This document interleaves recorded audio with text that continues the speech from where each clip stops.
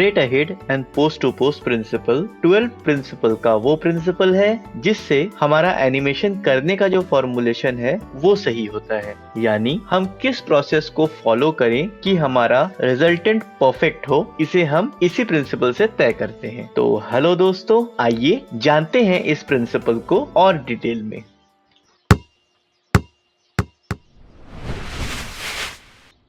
So friends, now अभी आप देख रहे हैं मेरे स्क्रीन पर यहाँ पर एक एनिमेशन है जिसमें एक डेडपूल का कैरेक्टर है जो जंप करता है और जंप करने के साथ साथ वो लैंड होता है। सो अगर हम इस एनिमेशन में स्ट्रेट अहेड की बात करें, जैसा कि हम अर्ली क्लासिकल एनिमेशन के डेज में किया करते थे, सो इन दैट केस अगर आप यहाँ देखें तो जो आर्टिस्ट है वो फ्रेम बाय फ्रेम एक फ्रेम्स को ड्रॉ किया करते थे और ड्रॉ करने के साथ साथ उसी को रेफरेंस देकर वो अगला फ्रेम ड्रॉ करते थे और इसी प्रोसेस को हम स्ट्रेट अहेड कहते हैं। नाउ आजकल हमें जो प्रोग्राम्स फैसिलिटी प्रोवाइड करते हैं कि हम स्टेप बाय स्टेप अपने फाइनल पोजेस को क्रिएट कर लें और उसके बाद हम उसके इन बिटवीन एक एक करके क्रिएट करें ताकि जो हमारा एनिमेशन का फ्लो है वो ब्रेक न हो। जैसा यहाँ आप देख सकते हैं कि यहाँ हमारा जो कैरेक्टर है वो एक बिल्डिंग से जंप कर रहा है और वो एक दूसरे बिल्डिंग को जंप करके रीच कर रहा है। नाउ अगर मैं यहाँ पर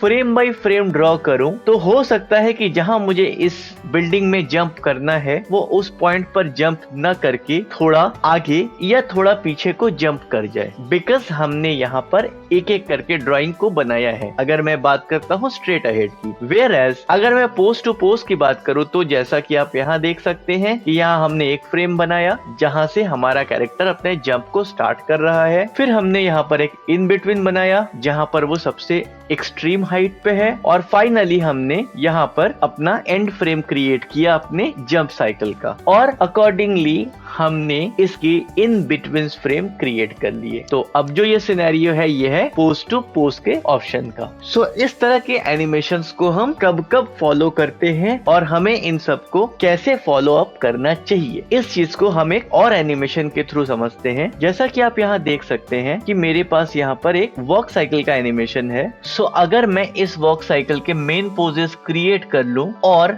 मेरे आर्म का एनिमेशन रिमेनिंग हो, या मैं सपोज करता हूं कि लेट सपोज जो मेरे गन का एनिमेशन है वो भी पेंडिंग है, तो एज पर पोजेस मेरे गन का एनिमेशन क्या होना चाहिए इसको हम स्ट्रेट अहेड प्रोसेस के थ्रू क्रिएट कर सकते हैं। सो अगर आप यहाँ पर गन के एनिमेशन को देखो तो एज पर लेग हमने जो गन का एक फ्रेम पे किस तरह का एनिमेशन होगा ये क्रिएट किया है। सो इन दैट केसेस जहां पर हम एज पर मूवमेंट कोई फॉलो थ्रू क्रिएट करते हैं जैसा हम टेल एनिमेशन या किसी अदर एक्सटेंशन के एनिमेशन में कर सकते हैं, उन प्लेसेस पे हम स्ट्रेट अहेड एनिमेशन को यूज कर सकते हैं। वेयर एज जहां पर हमें साइकिल्स क्रिएट करना होता है, जैसे हम वॉक साइकिल, रन साइकिल या कोई आइडल साइकिल क्रिएट करते हैं, सो वहां पर specifically post to post animation ज्यादा सक्सेसफुल है। इस बात को हम ऐसे भी समझ सकते हैं कि जहां पर हमारा एनिमेशन रिपीट होता है, मतलब फर्स्ट फ्रेम और लास्ट फ्रेम सेम होता है, या मैं यूं कहूं कि सर्टेन होता है, वहां पर हम पोस्ट टू पोस्ट एनिमेशन को यूज करते हैं। और जहां हमारा first and last frame certain या सेम नहीं होता, जो हमारे नेचुरल मूवमेंट है जैसे वाटर ड्रॉप या फायर का एक्सप्लोजन या बर्निंग, ऐसी जगहों पे स्ट्रेट अहेड एनिमेशन ज्यादा कारगर होता है। सो आशा करता हूँ फ्रेंड्स आप सबको straight ahead and post to post animation की